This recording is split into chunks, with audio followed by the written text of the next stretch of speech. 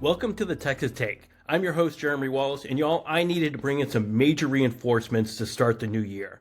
That, of course, is Congressman Dan Crenshaw.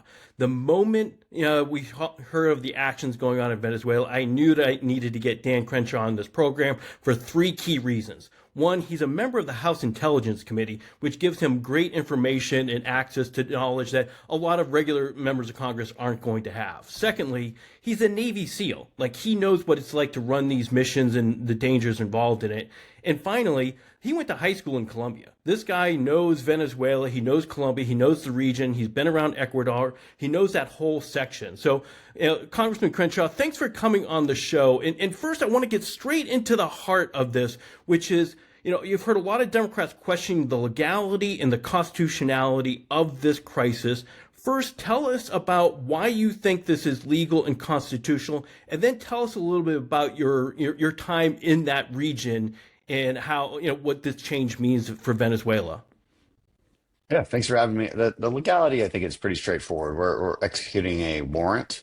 We're not executing an act of war. We're not even executing an act of aggression against a foreign leader because this guy is not recognized as the leader of Venezuela, whether you're Democrat or Republican. President Biden actually increased the reward money for the capture of Maduro. So, this isn't really a partisan issue, or at least it shouldn't be.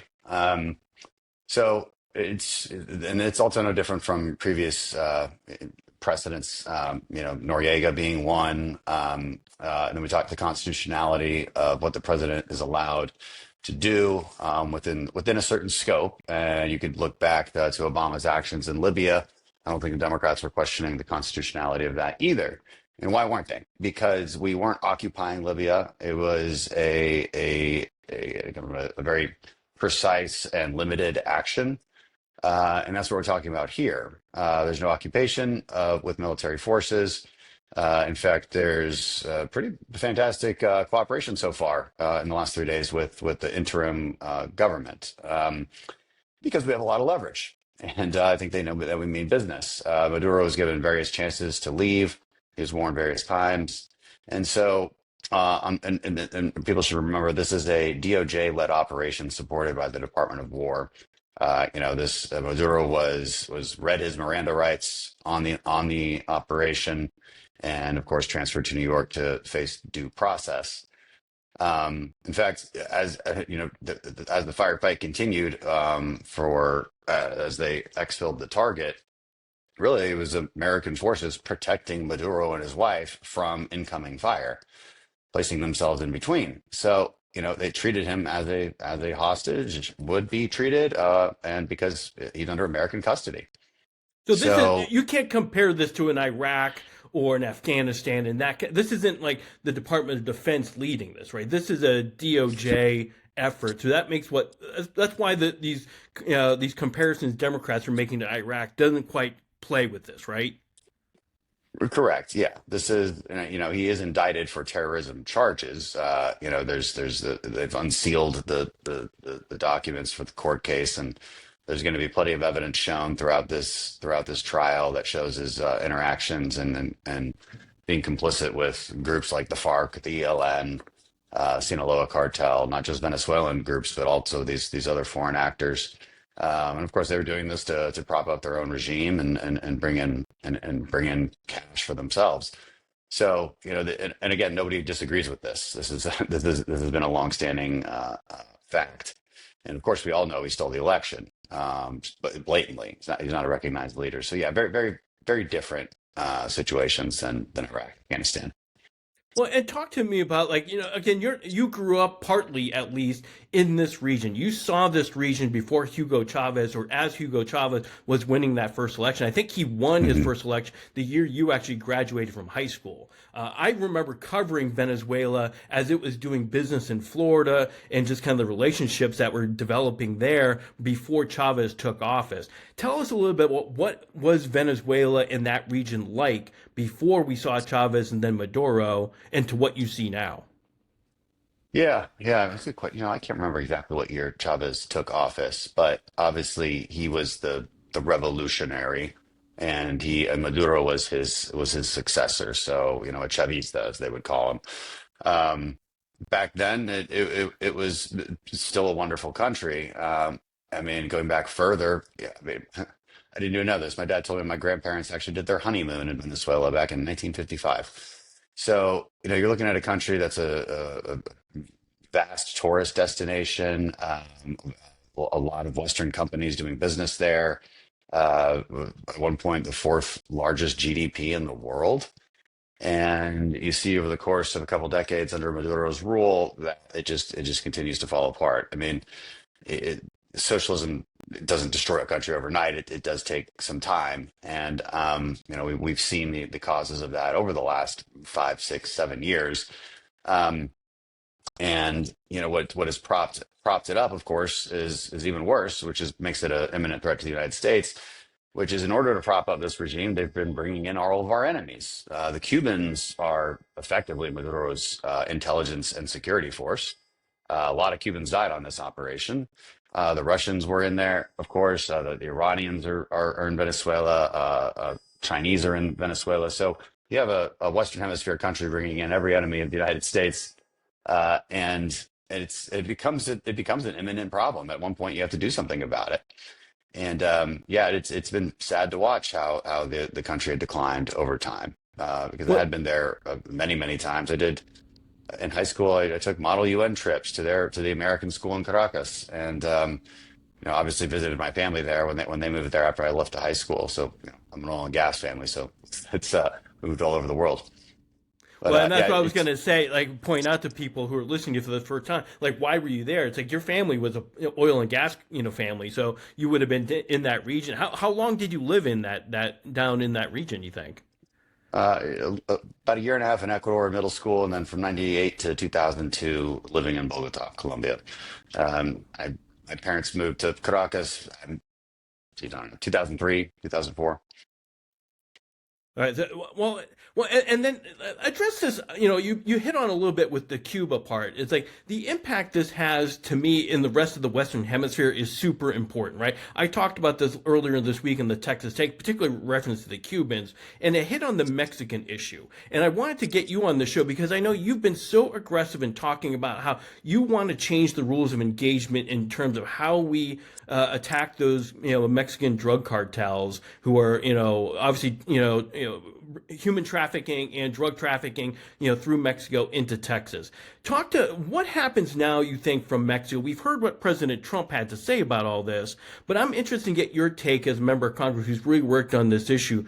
What happens next for Mexico? Do we start doing some strikes on the ground in Mexico now? Does this open the door a little bit more for us to do that? It's a vastly different situation.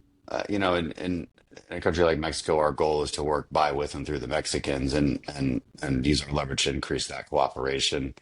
Unilateral operations like this one really aren't on the table in Mexico. The president of Mexico is a democratically elected and recognized leader that we work with quite closely. So it really is apples and oranges. I mean, the real nexus between is the narco terrorism itself. I think too many people might believe that there's just a complete separation of these cartels. We know the producers in Colombia, the people who are trafficking it. The reality is that it all feeds into the real bosses, which are the Mexican cartels, who destabilize Mexico, and of course use those profits to make themselves stronger and make their fentanyl trade stronger, which of course kills hundreds of thousands of Americans. So it is all connected. You'll see a lot of activity of those Mexican bosses really making those trips to Colombia and vice versa. It's a supply chain, but the real power brokers of that supply chain are the Mexican cartels. Will this help us work with Mexico to get some better cooperation from them to use our military to do this stuff? Because it sounds like we heard from the Mexican president earlier this week that she hasn't given us that permission to do that work. What do you know of that at this point? Do we get the sense that this will help us down the road with them to get them cooperate a little bit closer with us? I don't know that it helps or hurts. Okay. Again, it's a little bit apples and oranges with the political situation in Mexico versus the political situation in Venezuela, even and versus Colombia, even. So. Yeah, I don't think it hurts it. I don't think it helps it. Scheinbaum has always said that a red line would be unilateral options by the U.S. Of course, the difference being with Mexico is that we've seen a enormous increase in Mexican authorities going after these cartels, these labs, and we have an unprecedented amount of cooperation on the intelligence side and military side with them, and that continues to increase. So, and that's happening by itself, apart from this particular situation. Okay, well, and look, I got to ask this question because there's this seems to be this feud, or I don't even know if it's really a feud within MAGA or it's Democrats talking about MAGA, but like the America First principle, like is this America First principle? Is it that we're going to be an isolationist country, kind of like Marjorie Taylor Greene has kind of talked about, or are we the country that is is America First more what like I think I hear from you and people like Marco Rubio as we talk about like our power overseas still has to be there, right? So where is the line? What does America First mean, and why is this part of that equation where I think some people might rightfully be asking, shouldn't we just stay out of all these foreign interventions and just stay home? Yeah, no, there's definitely that division, and I think led by the more populist wing, like Tucker Carlson, for instance. I mean, who really believes that it seems to believe that there really is no other world outside the United States, and that it's a very naive belief that you can't be involved in what is that, in fact, a very small world. And America First, I think, according to President Trump, and at least by his actions, is certainly very different from that. It's America leading, and it's America taking very practical steps that he can and he always wants to be able to point to something that is directly servicing American interests. And I think the critique, and it's perhaps a valid one in the past, is that sometimes it felt like our foreign policy interventions were simply for more of an esoteric goodwill kind of cost or kind of cause, as opposed to something that directly pursued our own interests. Now, part of that was, I think, our leaders' inability to explain why we were doing something and why it mattered back home. It wasn't necessarily the case that we were just doing dumb things. Again, you could pick your foreign policy decision and we could discuss it. They're all complicated and they all deserve a ton of analysis. But America First means America leading and not getting taken advantage of, and when drawing a red line, actually meaning it. And it means not letting China and Russia and Iran take a foothold in our own hemisphere or anywhere for that matter. If you by the Tucker Carlson standard, America First basically means China rules the world, and we're just going to have to live with that. Our grandkids are going to have to live with that, and that's a very foolish and stupid philosophy. Yeah, us in Houston who have seen you over the years, we've seen you taking different positions, and some in the MAGA universe on Ukraine, on how we handled Syria, and when we pull out, when we don't, those types of issues. We've seen that you've had some differences, but you're fully on board with what you just saw in Venezuela, right? Yeah, yeah. I mean, I'm fully on board with all pretty much. Yeah, every action this administration has taken this past year has been extremely bold and decisive, and not resulted in these crazy outcomes like World War III that everybody fears. Well, and look, and I don't want to end this program without asking you to talk a little bit about like, look, I don't know anything about Navy SEAL politics. I've never been in SEAL, but like when you guys fight each other, you guys fight each other. It's like, and so I want to, address. I know like there's been this issue with Shawn Ryan, who's a very popular podcaster. I know I have listeners who listen to him as well as to this show. I know y'all were supposed to be on the show together at one point. That did not work out. I did not ask you to sign any waivers to be on the show, just to be clear. But I did want to ask you, like, like his main beef seems to be says, I want to know, why your wealth has increased and if you're insider trading in Congress. So Yeah. tell them, So, can you yeah. answer those two questions so we can just get over all this? Sure, sure. I mean, yeah. First of all, it's hard to call it a beef because the entire thing is manufactured by Shawn Ryan himself and his obsession with me for some reason. I don't know what chip he has on his shoulder, and I don't know why he's such a coward that he chickened out of that interview. He's a very dishonest person. I posted every email on my Instagrams and Facebook that some people can look at it, probably Twitter too. on our back and forth, and they just straight up lied about what happened. I always thought they would, because I think they probably did a little bit more research as his actual producers did, and realized that any question he was going to ask me, whether it was about inside trading or whatever, I was going to have a pretty good answer, and he was going to look like a fool. And so there's a whole number of things. That's why I was excited to go on his show. It's a big platform, and it was going to be good to just debunk all of the crazy things that people say. So insider trading is one of them. Getting wealthy is another one of them. I mean, okay, well, I would always ask people where they're getting that from, and they'll always say, "Well, social media, the internet." All right. Well, well, it turns out there is some actual numbers that we can go off of. I'll tell you one that'll shock you. You know what my actual realized gains are in the stock market for my entire 7 years in Congress? $15,000. You know what's in my brokerage account right now? $32,000. Unrealized gains, maybe 16,000. So total, if I just sold everything, I would have made over the course of 7 years just over $30,000. I mean, so this is one of the weirdest attacks on me ever. And we crunched all those numbers because I had to go back to my bank and get every single statement and get every single detail. Because when we actually, there's a reason this gets confused in the media, because when we report a trade, we have to click a range. We don't even get to report the actual value of the trade. We have to click a range between 1,000 and 15,000. And so anytime someone reports on it, they always report the highest end of the range, and then someone else takes that and then just makes up more nonsense. A lot of it's just made up lies. As far as getting rich, no, I have if, I just chat GPT it, because that's obviously probably the most accurate way to even assess what my actual net worth is, which, by the way, includes the value of your home, the value of past homes that you've had. I mean, I saved up money back on my first deployment in 2008 and bought my first condo. I wasn't rich back then. I didn't come from any money. I just saved it like a normal human being, and over the past 20 years had a steady job. And then I wrote a book that sold really well. So, net worth total is maybe just under 2 million.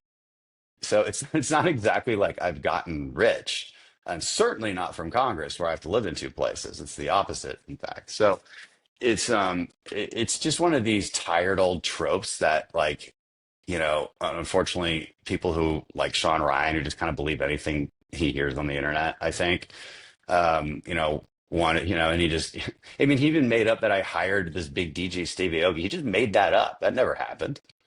It's just some, there's so many wild accusations out there, but the numbers speak for themselves. None of this is true. Shawn Ryan probably had, his producers, at least his team, had probably figured that out as we were getting closer to that interview. And I always had a feeling they were going to pull out at the last minute and then try to make up some additional lie as to why they were pulling out. It really is pathetic, and I don't, that I couldn't. It's cowardly, to say the least. Well, and look, I've covered Congress for over 30 years. I've seen most members of Congress see their net values do go up over time when they're members of Congress.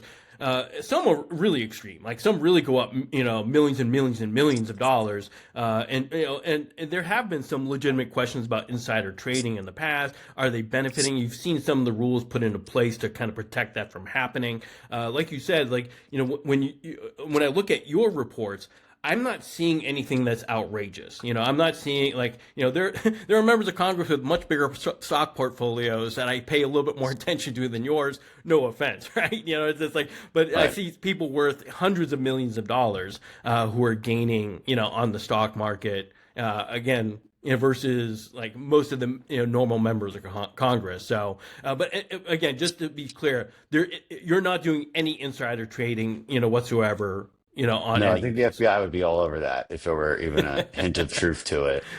And it's just look, it's a popular issue with voters, and my opponents know it, and so they just keep repeating the lie. That's why we sent Shawn Ryan. That's why we didn't bother even trying to deal with him. Well, of course, with Shawn Ryan in particular, he accused me of threatening to assault him. So, I mean, there's so many lies he's told. It's hard to keep count of them. But and he was referencing a message that we can all read.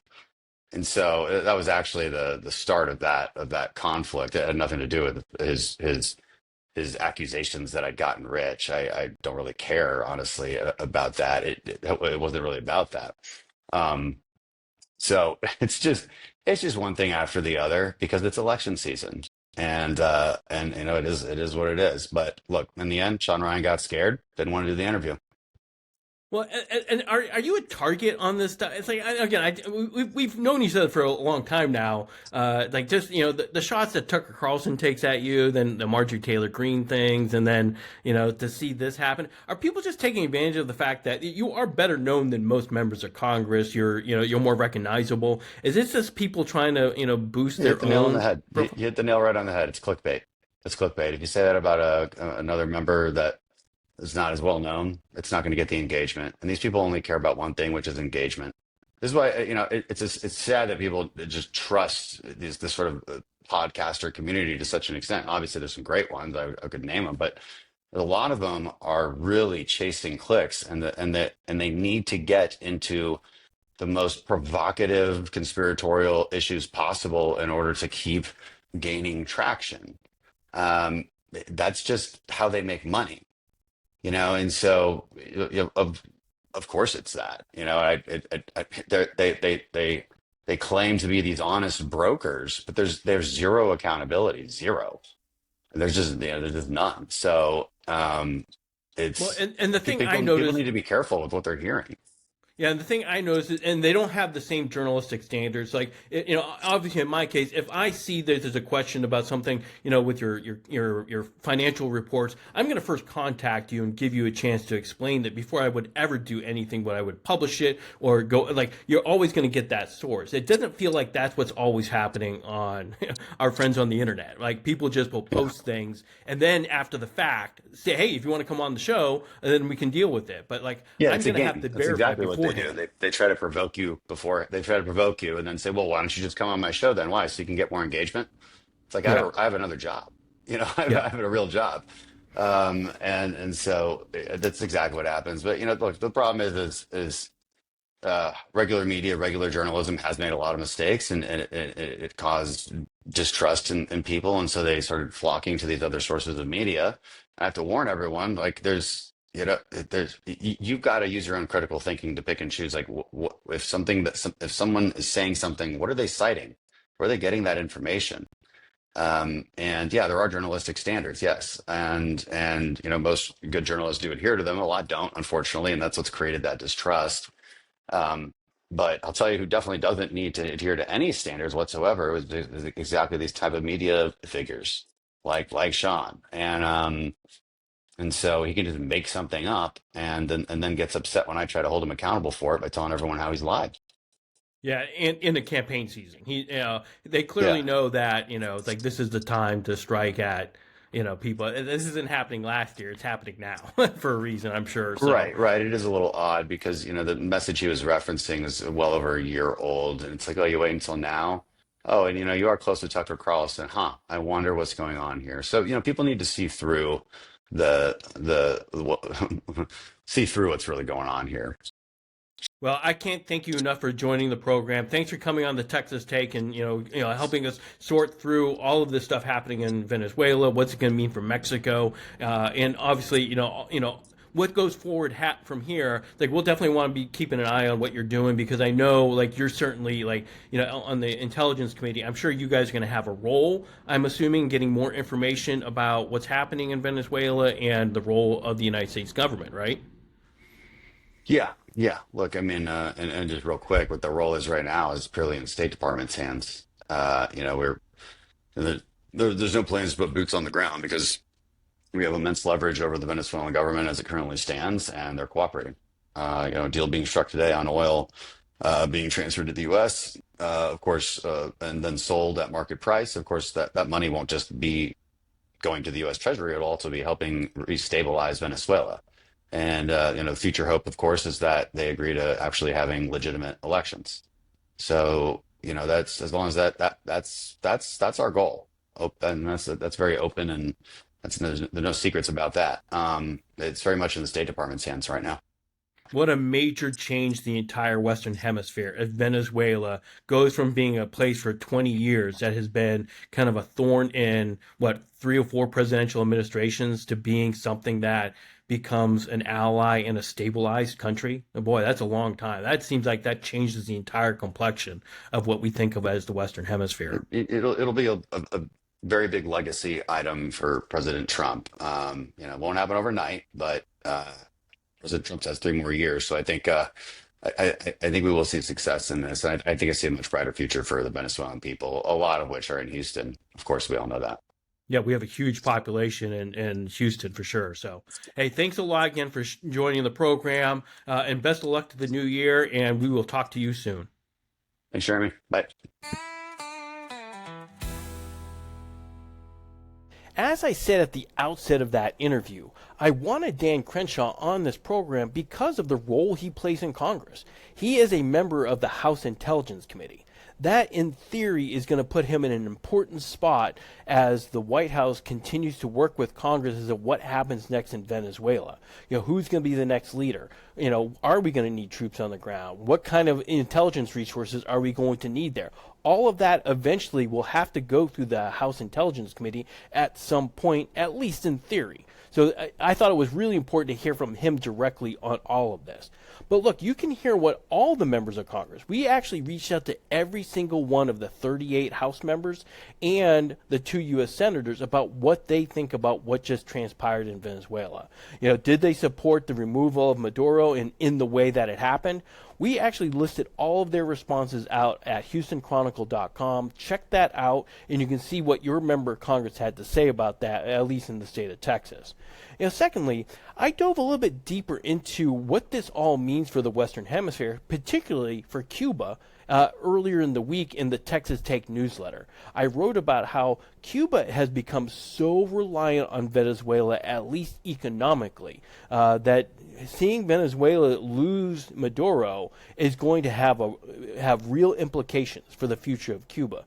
In fact, in that piece, I quoted Ted Cruz, the U.S. senator, who said he wouldn't be surprised if the Cuban communist regime actually crumbled within the next year because of what just happened in Venezuela. So it has long-lasting impacts. So definitely check out that Texas Take newsletter. And we're going to have a little bit more on this and everything else that's happening in Texas politics. There are a lot of other things going on. We'll have that in a subsequent show here coming up later in the next couple of days as well. But I felt it was important to get this piece out on Crenshaw, given how important and how newsworthy this all is right now, what's going on in Venezuela. Thanks again for listening to the program, and I will talk to you all soon.